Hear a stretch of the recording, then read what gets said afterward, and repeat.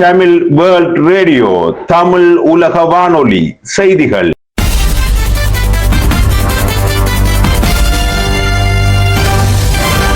தலைப்புச் செய்திகள். வணக்கம். நீங்கள் இணைந்திருப்பது தமிழுலக வானொலியின் இரவு நேர பிரதான செய்திகளுடன். செய்திகளோடு நான் வஸ்தி ஜெயசிங்.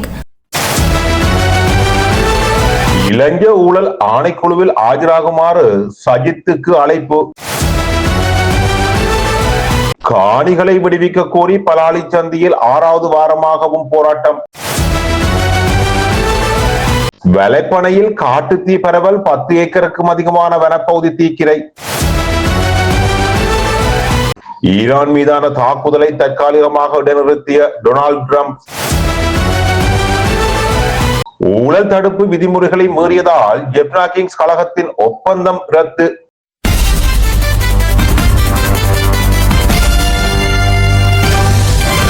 உள்நாட்டு செய்திகள். எதிர்க்கட்சி தலைவர் சஜித் பிரேமதாசவை லஞ்ச ஊழல் ஒழிப்பு ஆணைக்குழுவில் நாளை முன்னிலையாகுமாறு அழைப்பு விடுக்கப்பட்டுள்ளது.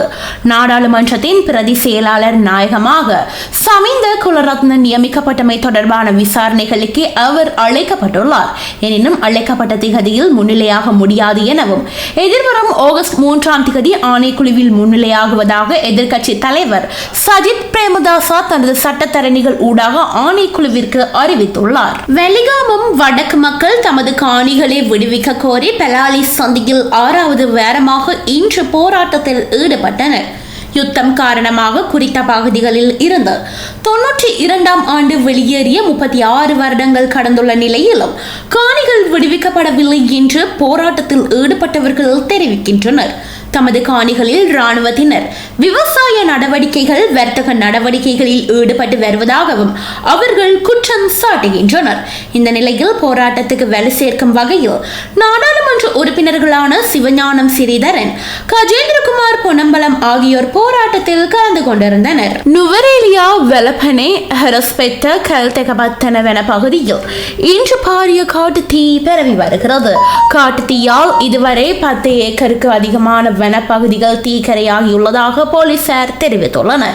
அப்பகுதியில் நிலவும் அதிக உஷ்ணமான காலநிலை காரணமாக தீ வேகமாக பரவி வருகிறது. தீயை கட்டுப்படுத்தும் பணிகளில் வனவள திணைக்களத்தினர், அதிரடிப்படையினர், போலீசார் மற்றும் கிராம மக்கள் இணைந்து ஈடுபட்டு வருகின்றனர். இலங்கையில் இந்த ஆண்டில் டெங்கு நோயால் உயிரிழந்தவர்களின் எண்ணிக்கை 61ஆக உயிரிழந்துள்ளதோடு 81,511 பேர் பாதிக்கப்பட்டுள்ளதாக தேசிய டெங்கு ஒழிப்பு பிரிவு தெரிவித்துள்ளது. அதற்கமைய அதிக எண்ணிக்கையான நோயாளர்கள் ஜூலை மாதத்திலேயே பதிவாகியுள்ளனர். ஜூலை மாதத்தின் கடந்த சில நாட்களில் மட்டும் 26,136 டெங்கு நோயாளர்கள் அடையாளம் காணப்பட்டுள்ளனர். மேலும் இவ்வாண்டில் அதிக அளவிலான டெங்கு நோயாளர்கள் மேல் மாகாணத்திலேயே பதிவாகியுள்ளதாகவும் அந்த எண்ணிக்கை 43,132 பேர் பாதிக்கப்பட்டுள்ளதாகவும் தேசிய டெங்கு ஒழிப்பு பிரிவு கூறப்பட்டுள்ளது.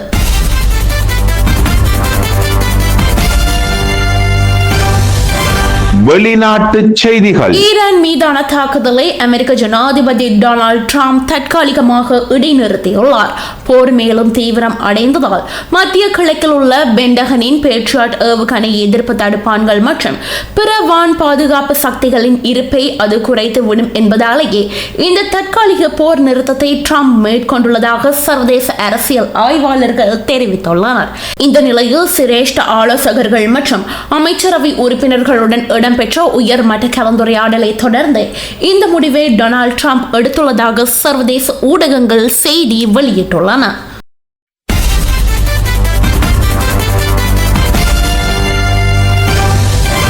விளையாட்டு செய்திகள். இலங்கை பிரீமியர் லீக்கில் ஜெஃப்னா கிங்ஸ் அணியுடனான ஒப்பந்தத்தை ரத்து செய்வதாக இலங்கை கிரிக்கெட் சபை அறிவித்துள்ளது. ஊழல் தடுப்பு விதிமுறைகளை மீறியதாக கூறப்படும் குற்றச்சாட்டுகளின் காரணமாக இந்த நடவடிக்கை எடுக்கப்பட்டதாக தெரிவிக்கப்பட்டுள்ளது. இதன்படி வீரர்களுக்கு செலுத்த வேண்டிய நிலுவைத் தொகையை வழங்குவது உட்பட அனைத்து பொறுப்புகளையும் ஜெஃப்னா கிங்ஸ் அணிக்கு சொந்தமான நிறுவனம் ஏற்க வேண்டும் என்று தெரிவிக்கப்பட்டுள்ளது. ஜெஃப்னா கிங்ஸ் அணியின் இணை உரிமையாளர்களில் ஒருவர் அண்மையில் ஆட்ட நிர்ணய சதி தொடர்பான குற்றச்சாட்டில் கைது செய்யப்பட்டிருந்தமை குறிப்பிடத்தக்கது. இத்துடன் தமிழுலக வானொலியின் இரவு நேர பிரதான செய்திகள் யாவும் நிறைவடைகின்றன. வணக்கம்.